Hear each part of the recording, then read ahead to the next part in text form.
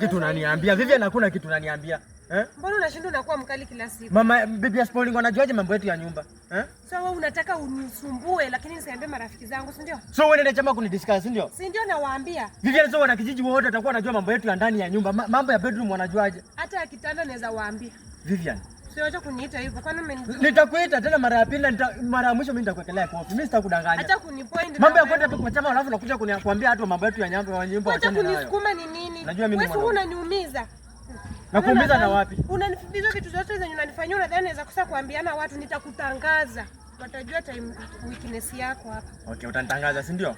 Ngoja leo utaona kitu yenye nitaenda kuambia, ndio uende uambie vizuri, ndio wapate kitu ya kuongea the whole week. Nitawaambia hata mimi usipochunga nitapeleka Mlembe FM. Alafu utaona ni nini watakusaidia. Nitapeleka wakati utakuwa unahitaji msaada, mimi usiniongeleshe. Unasikia? Nisikuongeleshe juu ya? Kama unataka msaada yote utakuwa unatoka kwangu, unaenda kwao wanakupea. Wewe ndo bwanangu, nitakwambia.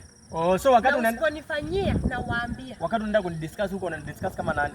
Sika bwanangu lakini mwenye ajielewe. Kama bwana wako mwenye ajielewi.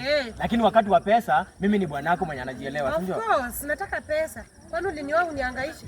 Hai. Nakupea last warning. Last warning. Hiyo ndio kitu nimefanya, nimekuita hapa. Vivian, hiyo ndio nimefanya nikakuita. Na usiniongeleshe mimi nitakupiga wewe mimi ni reka yako. Acha kunisumbua. Na usinipoint, nikikupoint unatulia, unasikia? Ni ulindoa kwetu kama niko na alama. Ona huyu. Utarudi nao kama utaendelea kumea hiki kiburi. Wengine tutapigana na wewe, usiai niona ukadhani eti mimi na. Hebu toka hapa bana. Acha kunisumbua. Hebu niondokee hapa. Ukirudi kwa nyumba utapata ugali. Utakula mchele venye umezoea. Vivian, niondokee hapa. Utapika. Nitakupiga kwa vile unaendelea hapa, unaendelea kunipea hasira. Sitapika, acha kunisumbua. Unanitafutia kesi, si ndio? Unanitafutia kesi. Sasa naweza chukua hiyo kifungu. Wewe toka hapa, enda kwa nyumba bana.